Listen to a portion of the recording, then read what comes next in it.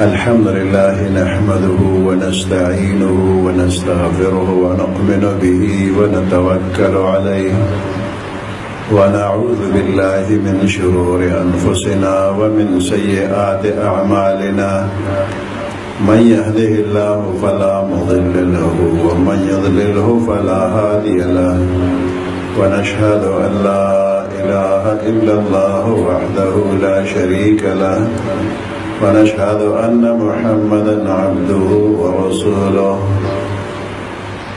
أما بعد فأعوذ بالله من الشيطان الرجيم بسم الله الرحمن الرحيم وإذ قال ربك للملائكة إني جاعل في الأرض خليفة قالوا أتجعل فيها من يفسد فيها ويسفك الدماء وقال رسول الله صلى الله عليه وسلم أكرموا حملة القرآن فإن من أكرمهم فقد أكرمني ومن أكرمني فقد أكرم الله أو كما قال رسول الله صلى الله عليه وسلم إن الله وملائكته يصلون على النبي يا أيها الذين آمنوا صلوا عليه وسلموا تسليما اللهم صل على محمد وعلى آل محمد كما صليت على إبراهيم وعلى آل إبراهيم إنك حميد مجيد اللهم بارك على محمد وعلى آل محمد كما باركت على إبراهيم وعلى آل إبراهيم إنك حميد مجيد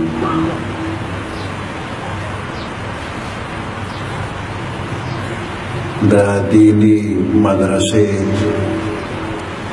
دا بچو دا علم دا پورا کېدو دا خوشحاله مجلس دی الله پاک دې دغه ټول بچي چې علم ورته ورکړی شو نور دې الله علم ورکړي ځکه چې د علم حد مقرر نه دی د بنده دپاره روزانه نوی علم حاصلیږي تر دې چې محمد رسول الله صلی الله علیه وسلم په کائنات کې د الله نه پس د ټولو نه لوی عالم دی خو بیا هم الله ورته حکم کوي چې ووایه چې رب زدني علما رب زما علم نورم زیات کړي نو د انسان د علم بریک لګېدلی نه دی روزانه نوې معلومات کېږي د کومو بچو چې دلته علم حاصل که الله دې نورم علم ورکړي وسره د عمل کولو توفیق دې الله هم نصیب کړي دا دینی علم د مدرسې ابتدا د انسانیت سره یو شان دي شروع شوې ده کم وخت نه چې انسان پیدا شوی دی د هغې وخت نه ورسره دینی مدرسه هم شروع شوې ده آدم علیه السلام چې الله پیدا که په لومبۍ ورځې هغه له د علم بندوبست کړی دی وعلم آدم الاسماء کلها په لومبۍ ورځې وله علم ورکړی دی او کلاس کې فرشتې او آدم علیه السلام دواړه په شریک وو مدرسه کې آدم علیه السلام او فرشتې دواړه په یو ځای دې دواړو ته په شریکه سبق وښولی شو خو فرشتو دغه سبق یاد نه کړی شو او آدم علیه السلام یاد کړی شو نو ده ته نسبت وشو چې وعلم آدم الاسماء کلها فرشتو یاد کړی نه دي کنې هغوی ته سبق ښولی بیا د سبق ښودنې نه پس په دې دیني مدرسو کې امتحانات کېږي دا هم د آدم علیه السلام د پیدایش د لومبنۍ ورځې خبره ده چې الله آدم علیه السلام ته سبق وښو نو پسې یې ترنه امتحان واخیسته اول سوال په فرشتو باندې وشو هغوی نه تپوس کېږي انبئوني باسماء هؤلاء فرشتو د لا علم اظهار وکړ سبحانك لا علم لنا الا ما علمتنا انك انت العليم الحكيم دویم سوال پا آدم علیہ السلام باندے اوشو خدا سوال طرز بدل شو فرشتو تیوی انبئونی تاسو مال خبر راکے آدم علیہ السلام تدا سنوی چی انبئنی تم مال خبر راکا بلکہ سوال بدل شو انبئهم دانا خبر فرشتے است خبر کا نو آدم علیہ السلام فوراً بیان شروع کا چه سمرا سبق اللہ و تقولو اغیر طول بیان کر نو آدم علیہ السلام دے امتحان کی کامیاب شو او فرشتے ناکام شولی نو دا امتحان نا پس چه کم طالبان کامیاب شنو دا استاذان والا دا انعام انتظام کی تقسیم انعامات کی گی نو دا تقسیم دا انعامات دا دا آدم علیہ السلام دا پیدائش لرو بنے روزی خبر دا علم پڑھوں بے روز ورکلی شو امتحان پڑھوں بے روز شو تقسیم انعامات پڑھوں بے روز بانے دا آدم علیہ السلام دا پیدائش لرو بے روز بانے بیا زمان پیغمبر علیہ السلام تا اللہ علم دا تمام کائنات نزیات ورکلی دے او پیغمبر علیہ السلام تا چه پا کم رس پیغمبری ورکلی شوا هم پا حق روز والا دا مدرسے انتظام پشو پا غار حرا کے پیغمبری ورکلی شلا وصر درس قرآنم شروع شو اقرأ بسم ربک الذی خلق الانسان من علق دا سورة العلق لنبنی پینزا آیاتنا پا دقزے کے نازل شو نو غار حرا مدرسہ شلا اسلام راتلو سر پڑھو بے رز مدرسم جوڑا شلا بیا پیغمبر علیہ السلام دا مدرسے سے پا مزہ مزہ زیادو لے نرون بنے مدرسہ غار حرا دویم مدرسہ دار ارقم اللہ نے تاسو ټول حج لبوت لیکی دے صفا مروہ سر گیٹون دی دروازی دی پاغی نم و نمبر لگے دلے دی نو صفا سر چلومبے کم گیٹ تے پاغی لکلی باب و دار ارقم نو دا غزے کہ دا ارقم صحابی کورو پیغمبر علیہ السلام با پا دا غزے کہ خپل صحابوتا درس قرآن کو دی مدرسہ کے یو کم سلویخ طالبان پیغمبر علیہ السلام سرہو چکل عمر رضی اللہ تعالیٰ عنہ اسلام قبول کن دی سلویخ تم طالب شو دی نپس دریم مدرسہ پا مدینہ منورہ کے پیغمبر علیہ السلام وکڑے دا ہجرت نمخ کے خدا غیر پارا قاری مصعب ابن عمر رضی اللہ تعالیٰ عنہ دا زال نمخ کے اولے گا دا مدینہ خلق کو درخواستو کچھ مدرسہ جوڑو قاری استاد را لراکا پیغمبر علیہ السلام و تا مصعب ابن عمر رضی اللہ تعالیٰ عنہ ورکا مدینہ منورے تا قاری سے ارسید دا مدرسے لبزیسو ورکی دا اسعد ابن زرارہ رضی اللہ تعالیٰ عنہ اغخ پل کور ورکی زما پا کور کے مدرسہ شروع کے جب مدرسہ شروع شد لری لری خلق راتلل دے مدرسہ کی داخلی دل با موافق و مخالف دا ہر چاوی سا مخالف خلق را پیدا شو ویو ناشنا سڑی مدینہ منورے تراغی او دا مدینہ خلق ٹول بیدین و گمراہ کرل دا مدرسہ ختم الغواری دا قاری شرل غواری یولو یا اجرا باغی کے بنی اشحل قبیلہ اویرہ جمع شو میٹنگیو کا داغی یو مشر دے سعد ابن معاذ رضی اللہ تعالیٰ عنہ اور دویم اسید ابن حزیر رضی اللہ تعالیٰ عنہ دا دے دو مشران و مشرے کے خلق را جمع شو مشورے اوشلے بیادا داغی مجلس نا سعد رضی اللہ تعالیٰ عنہ را پاسید ویدہ چازے کی چھ مدرسہ شروع دا اول بداغ سڑے پوئی کم چھ مدرسہ ختم کا او کنن پوئی کی خبر نمانی بیا بگور ہوا سرا سعد رضی اللہ تعالیٰ عنہ راغی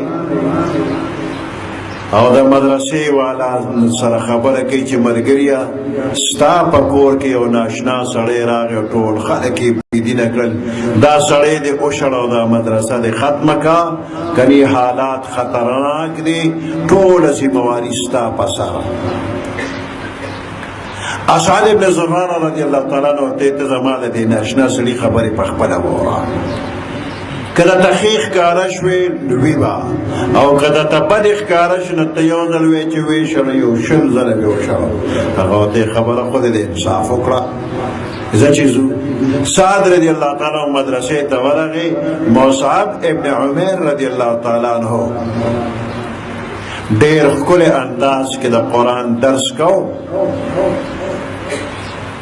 چې سعد واورېد نو په زړه کې لارې جوړې شي، په خپله رانږدې شي، ملګري ستاسو دین کې خلک څنګه شاملېږي؟ هغه اسانه خبره، ځان پاک صاف کو، مخې ته مې کېنه، اوس به دې داخل کړم. سعد ابن معاذ ځان پاک کو، مخې ته کېناسه. مصعب ابن عمیر رضی الله تعالی عنہ ته ووایه دا کلمه چې لا اله الا الله محمد رسول الله، کلمه وویله، دین کې هم داخل شو، مدرسه کې هم داخل شو. اوس دا نوی طالب چې دی نو دی وایي چې ما لږ پرېږده اجازه وکړه زه حجرې ته ورځمه، خلک په انتظار دي. حجرې ته ورغې، حسین ابن حضیر رضی الله تعالی عنہ ته اشاره کوي ته راپاسه. چې راپاسېده وایي د هغې ناشنا سړي خبرې ما واورېدې، ته راځه ته بیا م واورې نو بیا به په شریکه فیصله وکړو. حسین ابن حضیر را روان شو، مدرسې ته ورغې، تلاوت قرآن چې واورېده د هغه هم زړه نرم شو، او هغه هم کلمه وویله لا اله الا الله محمد رسول الله. هغه هم دین کې هم داخل شو، مدرسه کې هم داخل شو. 2 نوي طالبان تیار شو. اوس دا 2 نوي طالبان دوی به څه کوي؟ دوی حجرې ته ورغلل. بنو اشهل قبیله په انتظار وو چې مشران څه وي. دوی ورغلل، ورته وایي چې تاسو منئ چې موږ ستاسو مشران یو؟ ویل او. من چې څه فیصله وکړه تاسو ته منظور یې؟ ویل او.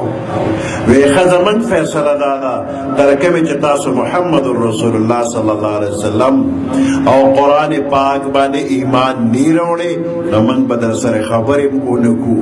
جو ټول کلی او قبیله په یو ځل باندې وایي چې لا اله الا الله محمد رسول الله. دا د یوې دینی مدرسې ښکلی اثر چې ټوله قبیله او ټول کلی په یو ځل مسلمانان شو. نو دا دینی مدرسې دا چې کوم ځای کې وي د دې ښکلی اثر دا دی چې ګیر چاپېره ټوله علاقه کې شیطان کامیابېږي نه او د دې علاقې خلک ګمراه کېږي نه. نو دا دینی مدرسې د دین چوڼی دي، د حفاظت ځایونه دي، د دې قوم د دنیا او د آخرت د حفاظت لپاره دینی مدرسې لازمي دي. دې پسې څلورمه مدرسه پیغمبر علیہ السلام چې خپله مدینه منورې ته هجرت وکړ نو مسجد نبوي چې جوړ کړ، خوا کې ورسره یو دنکاچه جوړه کړله، یو ډبه او یو کچه سفر یې پې جوړ کړ، دې ته به یې ویې صفه. او په دغه صفه باندې چې کومو طالبانو د پیغمبر علیه السلام سبق خو هغې ته وایي اصحاب صفه. دا تقریبا 400 کسان. دې نه پس ګیر چاپېره ټولې دنیا د پیغمبر علیه السلام د قرآن آواز رسولو کوشش وکړو. چاته خطونه لاړل او چاته وفد او جرګې لاړلې. د پښتنو علاقې ته هم پیغمبر علیه السلام یو وفد او یو جرګه رالیږلې ده. 8 صحابه کرام راغلي دي. دا هغه 8 صحابه کرامو د ډلې مشر خالد ابن عبد الله رضی الله تعالی عنہ پښتنو ته راغلل. پښتانه دغه وخت کې په افغانستان کې وو. کوه سلیمان د یو ځای نوم دی افغانستان کې. دغه وخت کې دوی ته افغان به وي، پښتون لفظ نو افغان. او افغان په اصل کې د بنی اسرائیلو د یعقوب علیه السلام د 2 زامنو اولاد دی چې د مصر نه افغانستان ته راغلي. بخت نصر یو ظالم بادشاه راغی او دغه بخت نصر په دې بنی اسرائیلو ظلمونه شروع کړل. ځوانان یې قتلول، ماشومان یې غلامان کړل، بوډاګان یې قید کړل او آخر کې د زنانو بېعزتي یې شروع کړله. نو د مصر چې کم بني اسرائیل لی د بخت نصر د دې ظلم نه تنګ شو، هغوی چې دا ظالم خو ډېر ظلمونه کوي، خو د زنانو بېعزتي خو برداشت کولی نه شو، یوازې د ده مقابله نه کېږي. نو په افغانستان کې زموږ وروڼه تربوران تللي دي، هغوی به ځان سره یو ځای کړو، په شریکه بیا مقابله وکړو. نو د مصر بني اسرائیل افغانستان ته رالل او د خپلو تربورانو سره خبره کوي چې جاړو په دې نه چې ظلمیم قتل شو، په دې نه جاړو چې ماشومان هم قیدیان او غلامان شو، بوډاګان هم قیدیان شو، جاړو په دې چې زموږ د زنانو بېعزتي بخت نصر کوي. د افغانستان د بني اسرائیلو چې دا خبره واورې نو آه و فغان یو شور او غوغه جوړه کړه، ښه موږ لا جلدي یو او بخت نصر به زموږ د زنانو بېعزتي کوي. آه و فغان یې وکړه. د دغې آه و فغان نه وروسته د دوی نوم شو افغان. او بیا دا پښتانه ولګېدل، بخت نصر سره یې جنګ وکړه، بخت نصر یې قتل کړه، بیت المقدس یې آزاد کړه. دا افغان نوم د هغه وخت نه شروع شو. بیا چې د پیغمبر علیه السلام وفد او جرګه دې ته راله د افغان ته، نو افغانانو سره د پیغمبر علیه السلام د دې ډلې خبرې اترې وشولې. دوی د پیغمبر علیه السلام د دې جرګې ډېر قدر عزت وکړ. په آخر کې ورته وایي کوم مشر چې رالېږلی نو هغې مشر سره به ملاقات کوو، نو بیا به فیصله وکړو. هغوی دوی ډېره ښه ده، موږ سره لاړ شئ. نو پښتانه مدینې منورې ته لاړل. هلته کې پښتنو د پیغمبر علیه السلام سره ډېرې ښکلې خبرې وکړلې. نو پیغمبر علیه السلام د دې پښتنو د دې ښکلې خبرو نه پس دوی ته یو ښکلی نوم ورکړی دی، اولئک فتحان الاسلام. دا پښتانه د اسلامي کشتۍ پشتي ده.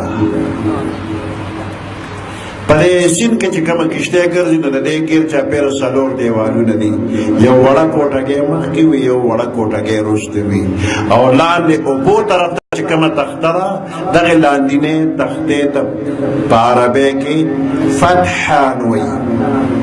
لکه چې پیغمبر علیه السلام اسلام د یو کشتۍ سره مشابه کړ، او دا لاندینۍ تخته دې ته به پشتي ووایو. نو دا پښتانه د اسلامي کشتۍ پشتي وګڼله، اولئک فتحان الاسلام. فتح لفظ چې د عربو نه افغانستان پورې را رسېده، نو په لاره پکې ورو تبدیلي راتله نو پښتنو ته چې را رسېده اولئک فتحان الاسلام په ځای وي اولئک پختان الاسلام. پختان الاسلام. او دا پښتانه لږ بې ځایه قلقلې کوي. دې کې قرائت او تجوید درس هم شته دی. نو قلقله کومو حرفونو کې پکار ده، هغې ځای کې ونه شوله، بې ځایه وشوله. فتحان په دې اخر نون کې دوی بې ځایه قلقله وکړله، وی اولئک پختان الاسلام. نو پختان نه پښتانه، د اخر کې نون کې قلقله راله، پښتانه بیا وروسته پښتانه شو. دې ځای پورې خو دا نوم راورسېد، پښتان او پښتانه او پښتانه شو. خو دا نوم اولئک فتحان الاسلام چې د سند او د پنجاب په علاقو پورې وته، نو هغه ځای کې ته بل ټکی جوړ شو، اولئک فتحان الاسلام. نو هغوی وی اولئک پټحان الاسلام. چرګۍ یې جوړه شوله، ح نه ها جوړه شوله، او د ت نه ټ جوړه شوله، اولئک پټحان الاسلام. پټان ته جوړ شو. پښتانه بیا دوه قسمه دي، یو پښتو وایي او بل پښتو نه وایي. چې پښتو وایي نو هغې ته افغان پټان وایي، او چې پښتو نه وایي نو هغې ته راجپوت پټان وایي. سند پنجاب کې چې دې نوم کې خان راځي نو دا هغه راجپوت پټان دی. نو دې پښتنو ته د اسلام آواز را رسېدلی دی. بیا د حضرت عثمان رضی الله تعالی عنہ په دور کې 35 هجري کې صحابه کرام رالل او زمونږ په دې علاقو یې جهاد کړی دی. دې ته د اسلام آواز او د قرآن آواز را رسولی دی. دا اٹک علاقہ و اٹک قلعہ دل دیتا یو صحابی راغلی دی محلب ابن ابو صفرہ العتکی. اول افغانستان تراغ جہاد اکلی دی عبدالرحمن ابن سمرہ رضی اللہ تعالیٰ عنہ سرو. احادیثو کی دغه ټکی راغلی فلما قدمنا الکابل ویمون کابل ته ورسیدو. بیا د کابل نه د پیښور په لار باندې چارسده مردان تنګي صوابه اټک د اټک نه پورې ډیلی پورې دا صحابه کرام رسیدلي. اٹک تا محلب ابن ابو صفرہ العتکی راغلی و او دغه ځای کې اسلامی نظام چلو. د ځان له یو قلعه جوړه کړې وه او په هغې قلعه بهر د خپلې قبیلې نوم لیکلی العتک. خو د اټک دا خلک چې دوی خو په عربۍ باندې ژبه اورېده نه نو دوی به د اتک په ځای باندې وي اتک اتک او دا اتک اتک لفظ ورو بیا بدل شو اټک اټک تېنه جوړ شو. دا اوسنۍ قلعه دا د اکبر باچا د وختو ده. دې نه مخکې دا قلعه محلب ابن ابو صفرہ صحابي جوړه کړې وه. دې صحابه کرامو د خپل خوږ وطن پرېښود، خپل قام قبیله پرېښودله او زرګونه میله لارې ووهله دلته کې رالل. نو دې ځای کې څه داسې خاص څیزونه نه وو چې ښکلې باغونه او ښکلې بنګلې او ښکلې کارخانې وې هغې پسې راتلل هېڅ هم نه خو دې علاقې ته د صحابه کرامو موږ ته قرآن را رسولی دی.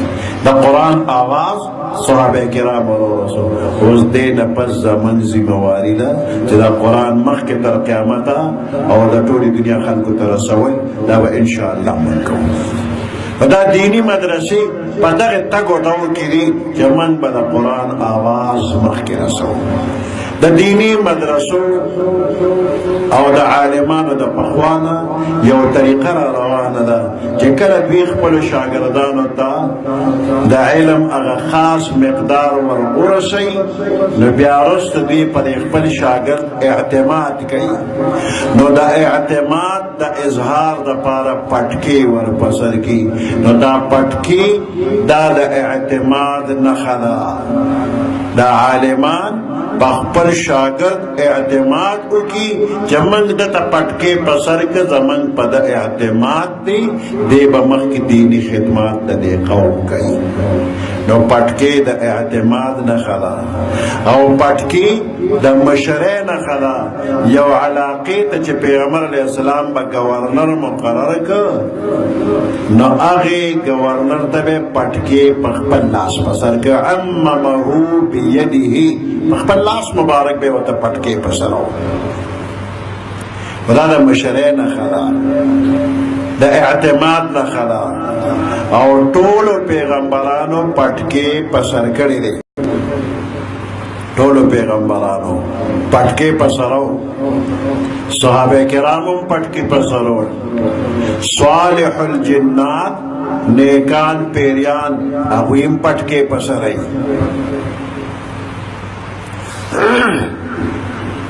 او د بدر په میدان چې کومې فرشتې د صحابه کرامو امداد ته راغلې وې هغې فرشتو پټکې په سر کړی و. نو دا یو سنت طریقه ده. عبدالله ابن عمر رضی الله تعالی عنهما په یو لار باندې ته په اوښه سور و مرګري ورسره و. یو ځای ته راورسېده نو سر یې ښکته کړه چې داسې لږ غوندې مخکې لاړ بیا سر اوچت کړه. ملګرو نه تپوس کوي چې تاسو ما نه تپوس نه کوي چې دلته دی ولې سر ښکته کوو سره پورته کوو. ملګري وایي نه پوهېږو ته راته ووایه. دی ورته وایي چې په دې لار پیغمبر علیه السلام سره یو ځل راتلم نو پیغمبر علیه السلام په اوښه سور و. د دې لارې په غاړه یوه ونه وه، د هغې شاخ دې لارې ته بهر راوتلی و. نو د هغې شاخ نه بچ کېدو لپاره پیغمبر علیه السلام دلته سر مبارک ښکته کړ چې شاخ نه پورته نو سر مبارک یې پورته کړ. نن دې دی کې هغه ونه هم نشته، د ونې شاخ هم نشته، خو دې دی کې زما محبوب سر مبارک ښکته کړی نو ما ځکه دلته سر ښکته کړ او دلته مې پورته کړ. دې ته وایي د سنتو اتباع.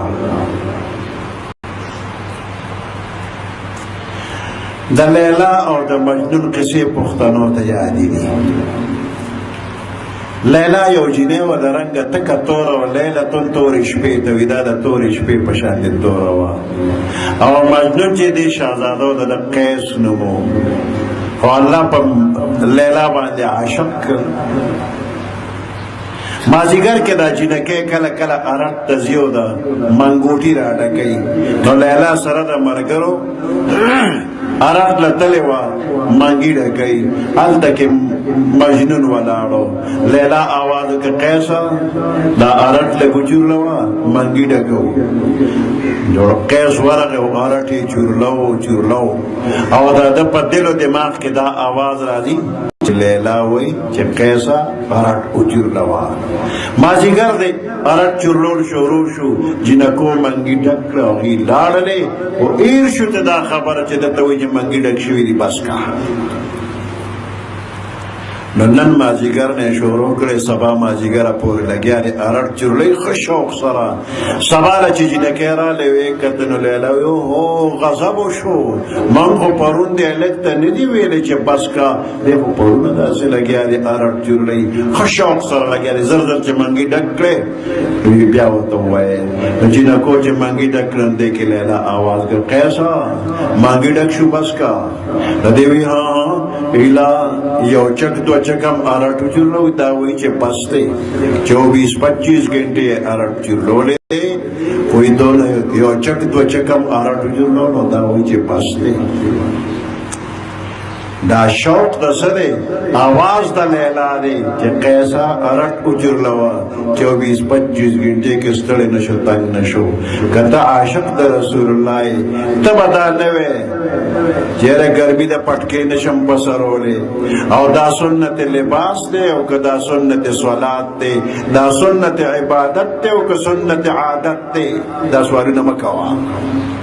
که ته عاشق د رسول الله نو تا تم په دماغ کې دا آواز پکار دی چې علیکم بسنتی، اے امتی پتا زما سنت طریقې لازمي دي. نو پټکې سنت دی، پټکې پر سره وا ثواب یې ډېر دی. فرض واجب نه دی، خو د محبوب طریقه ده او پیغمبر علیه السلام چرې عبث کار نه دی کړی. نو دی کې خیر او فایده شته، که زه پرې پوهېږم او که نه پوهېږم، خو دی کې خیر ځکه شته چې پیغمبر علیه السلام په سر کړی دی. کم طالبان چې فراغت حاصل کړي او دوی ته دا مشران او دا استادان پټکي په سر کړي، نو دوی به د دې خپل پټکي خیال ساتي، د خپل د علم د جامع خیال وساتي. مرغې ټولې الوزي، څوک هم تپوس نه کوي، خو که مړز والوته نو هر څوک چې حقه دی مړز والوته. نو دا ټول خلک چې هر څومره ګناه کوي نو څوک ورته ګوته نه نیسي. خو که طالب او عالم معمولیم قدم کوږ کړي، دا لا ملا دی، دا لا طالب دی او دا عالم دی، دم داسې کار وکړو نو د دې خپلې جامې به خیال ساتل غواړي. چې په تبلیغ کې وخت ولګوي او ده لا وخت هم لګولی، ده داسې کار وکړه چې دا ښکلې ګیرې پرېښوي، ده ګیره هم پرېښې، صوفي هم دی او ده هم دا کار وکړه، یا دا لا اجلم تلل اجي صاحب دی او ده دا کار وکړه. نو دا د خلکو په نظر کې بزرګان دي، نو دوی به د خپل د بزرګۍ د جامې خیال ساتي، غلط قدم به نه اخلي. اورنګزیب عالمگیر یو ښه بادشاه و، ښه مسلمان، ښه عالم بادشاه. پخوانو بادشاهانو ته به بعضې سړی راغی څه نخره پخره به یې وکړه نو هغه نه به یې انعام اخیسته ده ته یې بهروپي شکل به یې بدل کړ چا به ونه پېژنده نو بهروپي دی نه هغه راغی نو د عالمګیر بادشاه په مخ کې څه خپل کرتب یې وکړ نو ده ورته یې ما وپېژندې ته فلانی یې بیا راغی بل وخت کې بل کرتب وکړ دی پېژنم دی نو دا بهروپي ورته یې بادشاه که ما ځان داسې بدل کړ چې تا ونه پېژندم څه به راکوې هغه ورته یو خاص مقدار که دونه انعام به در کومه وی ښځه باچا ګورو به زه به تا ته بیا ووایم چې تا ونه پېژندلم بهروپي لاړ خیب شو اورنګزېب بادشاه د خپل ملک د یو علاقې دوره کوله د هغې خلکو ته ویې چې زه درځمه دی خبر شوی د هغې نه مخکې لاړ او په ځنګل کې یو جونګړه جوړه کړه هلته پروت دی ځان یې بزرګ جوړ کړ اورنګزېب بادشاه چې هغې علاقې ته لاړه نو خلکو له یې تپوس کړل چې د پیر فقیر بزرګ څوک شته بادشاهان به دې له دعا نه تلل دا خلک ودي چې اوس یې بدلته کې خو یو فقیر شته یو بزرګ په دې ځنګل کې یو جوګړه کې چې خو د هغه دنیا سره هېڅ تعلق نشته د دنیا د خلکو سره هغه خبرې نه کوي یاره وی تاسو لاړ شئ ما له دې اجازت وغواړئ زه به ورشم ما ته به دعا وکړي د علاقې سرکاري مشران لاړه جونګړې ته ورغلل او دې فقیر سره یې خبره کړه چې زموږ د دې ملک بادشاه راځي تا سره ملاقات وغواړي روکې کوئ د دنیا د خلکو سره زموږ څه تعلق موږ دنیا څه کوو د دنیا خلک اجازت نه کوو ورته نه دی راځي ماله هغوی ورته ډېر مینت زاري وکړه او په مینت زارۍ ته وخت واخیسته خو دې ورته وایي شرط بدای چې ګورې ما سره به د دنیا خبرې نه کوي بادشاه دې راشي دعا به ورته وکړو د دین خبره که کوي نو ودې کړي خو که د دنیا خبره کوي نو ګورې نه یې پرېږدم وایي دا د دنیا خبرې به نه کوي بادشاه ته خلکو وایي چې سړي نه مو وخت واخیسته وایي چې ما سره به دنیا خبرې نه کوي اورنګزېب بادشاه عقیدتمند شو لاړه په جونګړه کې ورسره کېناسته څه وخت خبرې اترې وشولې او آخر چې را پاڅېده نو داسې یو بوجۍ و نه هغې کې روپۍ ایښې وې وی صاحبه دا تاسو خپل لنګر کې که استعمال کړله ښه وی جوړ هغه روپو له لته ورکړله وي تا ته ما نه وویلې چې ما سره به دنیا خبرې نه کوي خیر د دنیا خلک یې ما سره زما توجه ولې خرابوې توجه الله کې فرق راځي روپۍ دې واپس که نه لم لته یې ورکړله بادشاه نور هم عقیدتمند شو چې ډېر لوی ولی الله دی خدای ته رسېدلی سړی دی واپس شو خپل دربار ته راورسېده ورځ دوه چې تېرې شي نو سړی راغی اورنګزېب بادشاه دی بادشاه یاد دي فلانی وخت کې ما تا ته ویلي چې که تا ونه پېژندم نو څه تا وی چې دونه انعام به درکړمه ته زما جونګړې ته راغلې تا زه نه یم پېژندلې ما د هغه خپل انعام فلانی جونګړه کې زه ناست وم ځنګل کې چې ته راغلې وې او تا ما نه منت زاري دې کول یا ظالمه نو هلته خو ما د روپو بورۍ ډکه درکوله هغه دې اخیستې وې هغه ډېرې وې د انعام خو لږې کمې روپۍ دي وې نه دا د انعام روپۍ رالره او هغه بورۍ ما نغشته وی ولې وی هلته زه د بزرګانو په جامه کې وم ما د بزرګانو په جامه داغ نه لګوم ځکه مې تا نه هغه روپۍ نه دي اخیستې هغه ډېرې او د انعام پیسې راکړه نو ګوره یو بهروپي د بزرګانو په جامه داغ نه لګوي بې شمېره روپۍ وانغښتلې نو زموږ طالبان عالمان حافظان دوی له چې الله کم لباس د تقوا ورکړی دی ولباس التقوا خیر د دې خپل د تقوا د لباس د دې به خیال ساتي او د علم خدمت به کوي د دین خدمت به کوي د خپلو مشرانو نوم به نه بدناموي الله پاک دې د دوی د ټولو په علم کې په تقوا پرهیزګارۍ کې برکت واچوي او دوی نه د الله د دین د خدمت ډېر کارونه واخلي الله دې توفیق ټولو ته ورکړي او دا دیني اداره او مدرسه الله دې قائمه دائمه همیشه لري او چې څوک ورسره تعاون او امداد او اخلاص کوي الله دې ورته دنیا او آخرت کې ډېرې بدلې ورکړي سبحان ربك رب العزة عما يصفون وسلام على المرسلين والحمد لله رب العالمين